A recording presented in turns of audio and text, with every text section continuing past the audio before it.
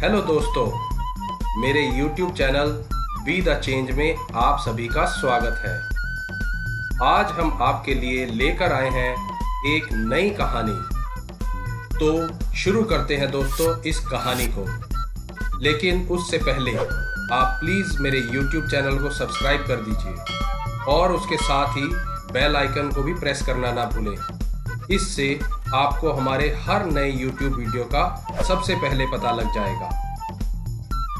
और comment box में comment करके ज़रूर बताइए कि कैसी लगी मेरी वीडियो और इसे अपने ज़्यादा से ज़्यादा लोगों से भी शेयर करना ना भूलिए। तो दोस्तों शुरू करते हैं वीडियो। एक पत्थर की मूर्ति बनाने वाला मूर्तिकार था जो अपने पेशे और जीवन से काफ़ी निराश रहता था।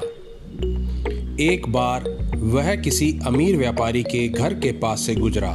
व्यापारी के आलीशान घर का दरवाज़ा खुला था। मूर्तिकार ने घर के अंदर झांक कर देखा। व्यापारी का आलीशान घर महंगे सामानों से सजा हुआ था और उसके घर शहर के कई बड़े लोग आए हुए थे। वो भी सब उसकी और उसकी घर की प्रशंसा कर रहे थे। मूर्तिकार ने अपने मन में सोचा कि यह व्यापारी कितना बड़ा आदमी है और उसे व्यापारी से ईर्ष्या होने लगी। काश मैं भी इस धनवान की तरह होता तो मुझे एक दरिद्र का जीवन नहीं जीना पड़ता। तभी कुछ चमत्कारिक घटना घटी और जैसे एक जादू से वो मूर्तिकार धनवान बन गया। अब वह एक आराम की और शानो शौकत भरी जिंदगी जीने लगा जिसके वह कभी सपने देखता था। उसकी शानो शौकत को देखकर उससे कम पैसे वाले लोग अब उससे जलने लगे थे। एक बार एक राजा अपने मंत्रियों और दरबारियों के साथ अपने राजसी सिंहासन पर बैठा वहां से गुजरा और उसके सिपाही उसकी शान में ढोल और नगाड़े बजाते चल रहे थे। राजा के आगे सभी को झुकना पड़ रहा था, चाहे वो कितना भी अमीर क्यों ना था। तभी उसने मन में सोचा कि यह राजा तो मुझसे भी शक्तिशाली है। काश मैं भी एक राजा होता। और लो, फिर एक बार चमत्कार हुआ और अब वह राजा बन गया। अब वो अपने राज सिंहासन पर बैठकर जिधर से भी गुजरता लोग डर के मारे उसके सामने झुकते थे, किंतु लोग मन में उससे घृणा करते। एक दिन ग्रीष्म ऋतु में जब वो अपने सिंहासन पर बैठकर जा रहा था तो गर्मी से उसके पसीने छूटने लगे। तब उसने आसमान में आग उगलते सूरज की तरफ देखा जो मानो राजा को मुंह चिढ़ाते हुए अपनी ताकत दिखा रहा था।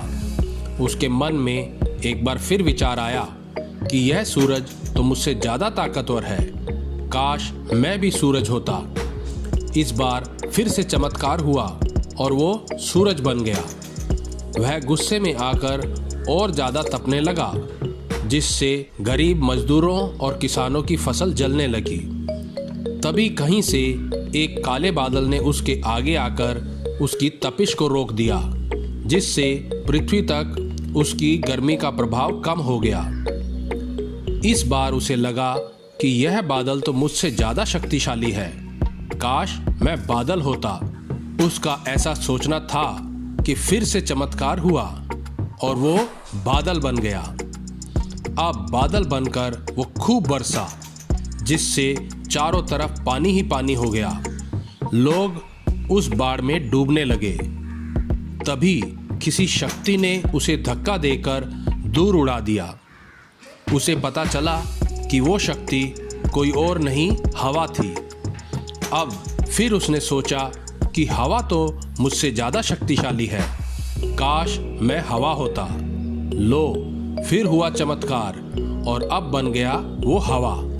उसने आंधी का रूप ले लिया और लोगों के घर और छतों को उड़ाने लगा और लोग उस आंधी से भयभीत हो उठे। अब वो अपने घमंड में चल रहा था।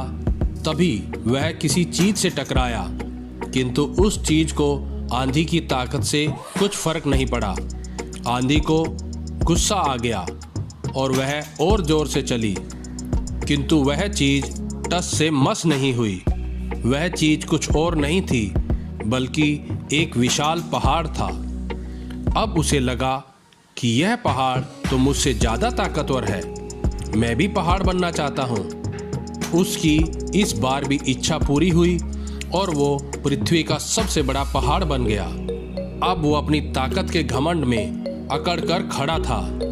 तभी उसे छेनी और हथौड़े की आवाज़ आई जो उसके पत्थरों पर लगातार वार करके उसके आकार और रूप को बदल रही थी। इस बार फिर उसने सोचा कि ऐसी कौन सी शक्ति है जो पृथ्वी के सबसे बड़े और मजबूत पहाड़ से भी ज़्यादा बड़ी और शक्तिशाली है। उसने नीचे देखा तो एक पत्थर की मूर्ति बनाने वाला उसके पत्थर तोड़ रहा था। दोस्तों, इससे हमें यही शिक्षा मिलती है कि अपना जीवन बदलने के लिए हमें कहीं और जाने की या कुछ और बनने की जरूरत नहीं है। हमें इस बात का ज्ञान नहीं है कि वो शक्ति जो हमारे जीवन को खूबसूरत और आनंदमयी बना सकती है वो सब हम में है। बस हमें यह जानना है कि उस शक्ति को कैसे जागृत किया जाए ताकि हम उसे जागृत कर लें और एक बहुमूल्य जीवन को व्यतीत कर सकें। कैसी लगी है कहानी दोस्तों? कमेंट बॉक्स में अपने कमेंट लिखकर ज़रूर बताएं और हमारे चैनल को सब्सक्राइब करना ना भूलें और इसे ज़्यादा से ज़्यादा लोगों के साथ भी शेयर करें।